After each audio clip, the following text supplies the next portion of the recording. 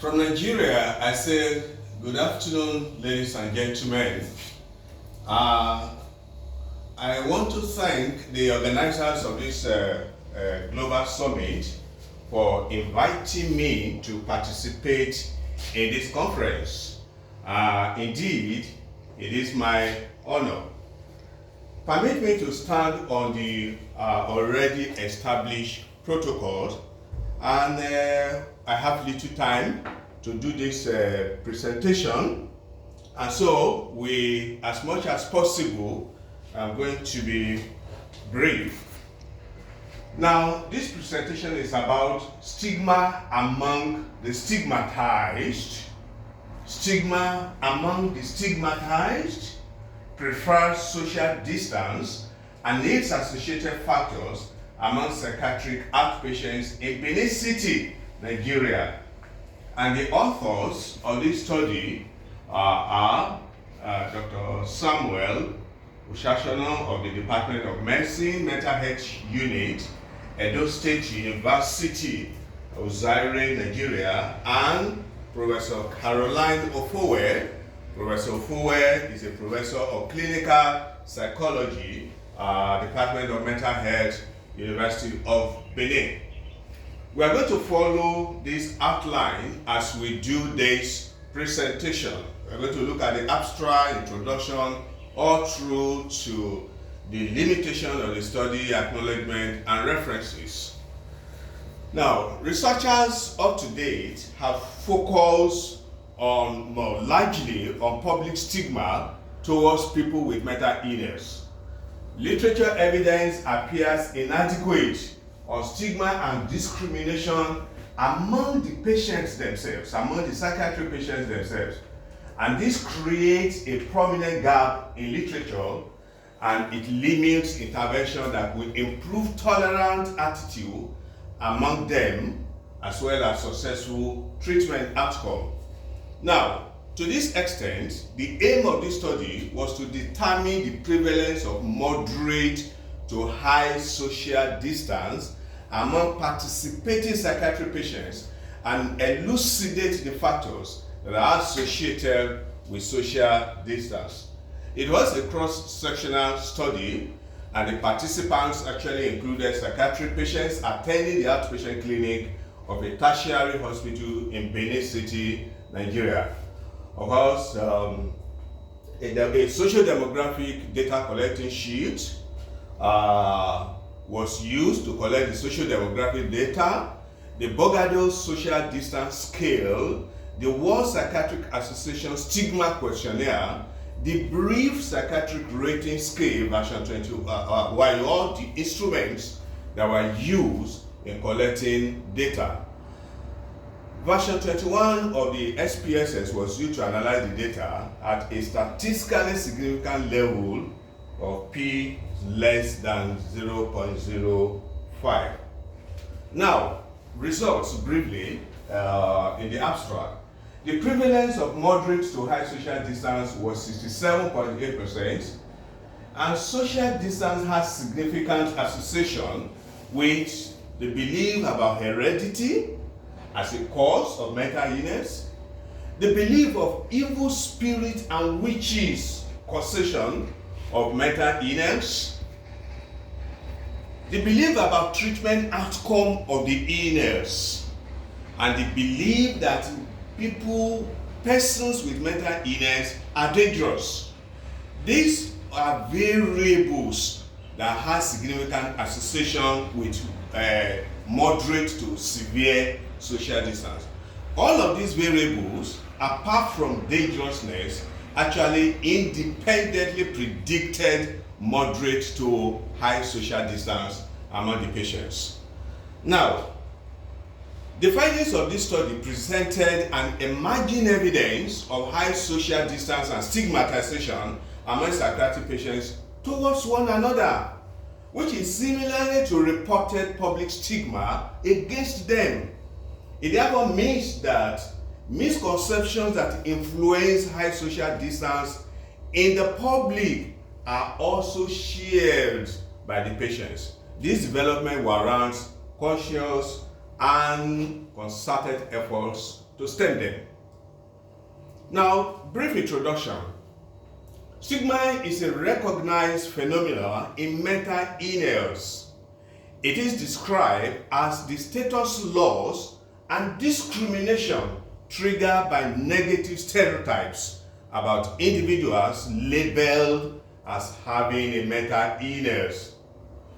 While public stigma describes public perception and attitude towards people with mental illness and their experience of unfair treatment by others, self-stigma emerges when sufferers internalize others' attitude and they experience shame and discrimination which prevents them from seeking help. Of course, studies are done across the globe on public stigma and self-stigma reveal different prevalent rates ranging from 40% in some European countries to 60% in Nigeria. The damaging effects of stigma are enormous and they lead to withdrawal, restriction of support, poor utilization of mental health services. Many international studies show that stigma towards people with mental illness has a negative impact on their reintegration and acceptability as active members of the society and cause significant relationship and marital problems. Most research done on stigma has focused on public stigma towards those who are mentally ill, or self-stigma. The possibility of stigmatization among the psychiatric patients themselves has received little or no attention from empirical research. Can a psychiatric patient discriminate against another psychiatric patient? That is the question. This has received little or no attention from empirical researchers. Extensive literature search by the authors of this study revealed a prominent gap in this regard. Does stigma exist among psychiatric patients? How much of social distance do they desire among one another? The concept of social distance was used to measure the stigma and discrimination among this population. Social distance is a proximity one desires between oneself and another person in a social situation. It is one of the indicators of tolerant or intolerant attitude and is used by researchers commonly as a measure of stigma and discriminatory behavior towards persons with mental illness. Now, what methods did we employ in carrying out this study? The study was conducted at a tertiary hospital in Benin City, Nigeria, and a cross-sectional design was adopted. Data was collected between January and April 2020. Participants included psychiatric patients who reported at the outpatient clinic for regular follow-up visits. And of course, following a calculation of the sample size required for the study using appropriate formula, a sample size of 210 was arrived at, and eligibility criteria included being diagnosed with and receiving treatment for a major mental illness based on ICD-10 diagnostic criteria for at least 6 months, being an adult, age 18 years and above, being literate enough to understand the content of the questionnaire, and expression of willingness to voluntarily participate in the study and give consent.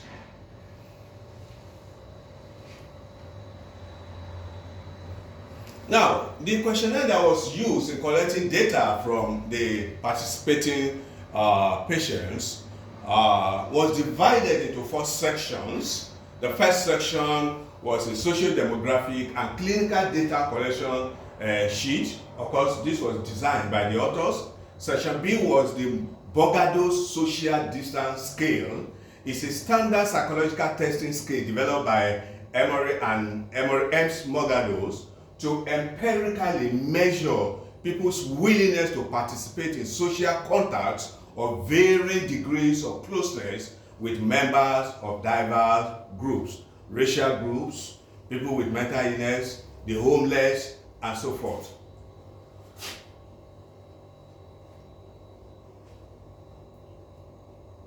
Okay, and then section C was the World Psychiatric Association Stigma questionnaire.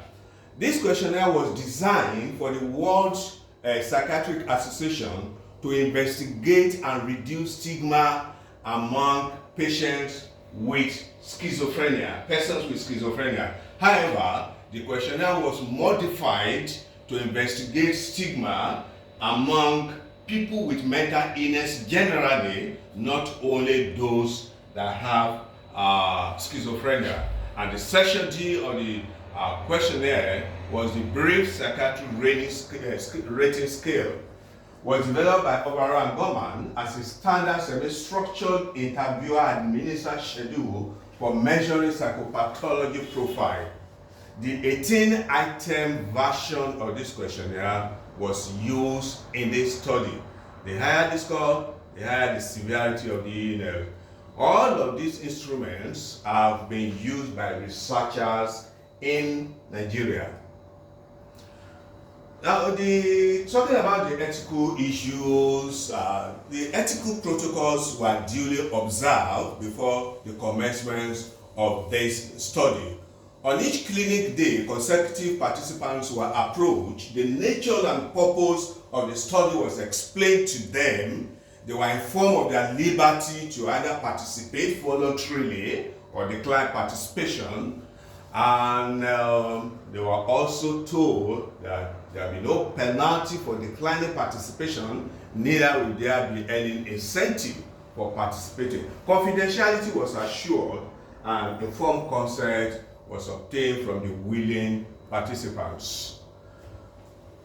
Now, in analyzing the data, SPSS version 21, like I said, was used.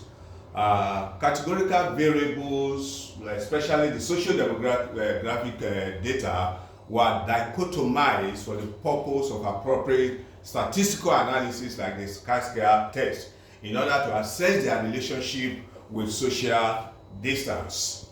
The Pearson correlation analysis was performed to assess the relationship between numerical data such as social distance scores, BPRS scores, and eventually variables that had significant association with social distance in the bivariate analysis, that is the SciTech test and the Pearson correlation analysis, were simultaneously entered into multiple binary logistic regression model to determine independent predictors of high social distance among the patients. Of course, social distance was the outcome measure or the dependent variable. Now, looking at the results, of the 210 questionnaires administered, 208 were correctly filled and available for statistical analysis. And as shown in Table 1, about 48% of them, less than half, believe that mental illness is caused by witches and evil spirits. And while about 45.7% of the participants believe that mental illness is caused by, is genetic, that is, can be caused by heredity. Now, about half of the population, 51.0 precisely, believe that persons with mental illness are dangerous. But the vast majority, 84.1, believe that they can actually recover with treatment. This is the Table 1. The results continue. Table 2 shows that 76% of respondents who believe that mental illness is caused by witches and evil spirit possession, as against 65% of those who did not hold this belief, desire moderate to high social distance, and the difference was statistically significant. Also, a significantly higher proportion of respondents who believe that persons with mental illness are dangerous than those who do not hold this belief, 58%, desire moderate to high social distance. Social distance also has significant relationship with the belief about the genetic causation of mental illness. The perception about treatment were also significantly related to social distance. However, none of the categorical or socio-demographic and even clinical variables had a significant association with social distance. There's the table. The Pearson correlation analysis between social distance and the numerical variables, as shown in table 3, revealed a weak, negative but significant correlation between social distance and monthly income. No other numerical variable had a significant relationship with social distance. This is the table. The multiple logistic regression analysis occurs variables that were significant in the earlier analysis were entered into the logistic regression model, and as shown in table 4, which I will show shortly, perception of witches and evil spirits possession as causes of mental illness, heredity as a cause of mental illness, and the belief that people with mental illness may recover with treatment were the independent predictors of moderate to high social distance. Although dangerousness significantly predicted social distance when it was entered into the logistic model as a single predictor variable, its significant effect, however, disappeared following simultaneous entry of all the variables into the model. All of these variables jointly accounted for 48% of the variance in social distance. Here's the table. Now, the discussion. This study examined the preferred social distance and the factors that are associated with moderate to high social distance among a hospital-based sample of psychiatric patients. Regarding respondents' perception of mental illness, slightly lower than half of the study sample believe that mental illness is hereditary, but a higher proportion than that attributed mental illness to witches and evil spirits. A belief of evil spirit causation of mental illness among the psychiatric patients is consistent with the general population view and has been suggested to be culturally enshrined. It may be interesting to find that more than half of the respondents believe that their fellow mentally ill patients are dangerous. A public perception of dangerousness about psychiatric patients is common and partly accounts for the public stigma against them. However, it is worrisome to find a similar view being expressed by the patients themselves, because this may engender resentment and intolerance among them and portend grave consequences for their social and interpersonal relationship as well as treatment. It is, however, reassuring to know that a vast majority of the participants believe that mental illness is treatable and patients can recover with treatment.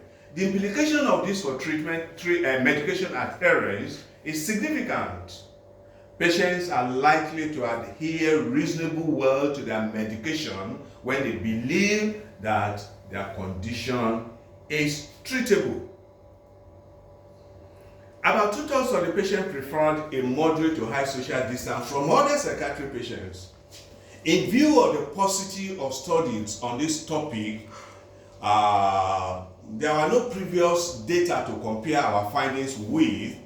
However, when we compare our findings with some reports of public stigma against persons with mental illness, the desire for social distance towards persons with mental illness is more prevalent in the general population than it is among the patients themselves, the patients in this study.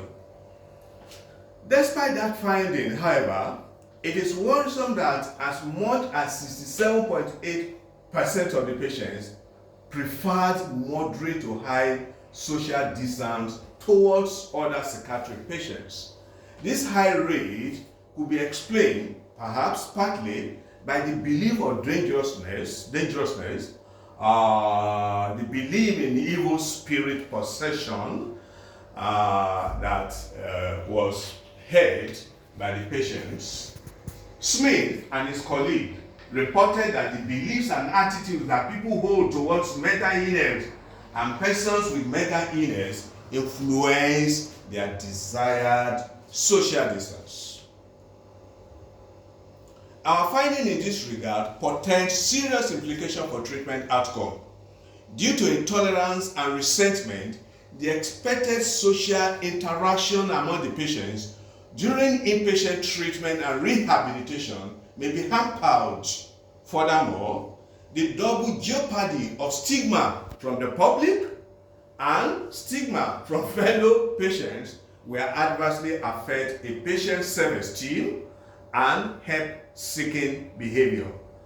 Unequivocally, the need to develop anti-stigma strategies among the patients becomes imperative.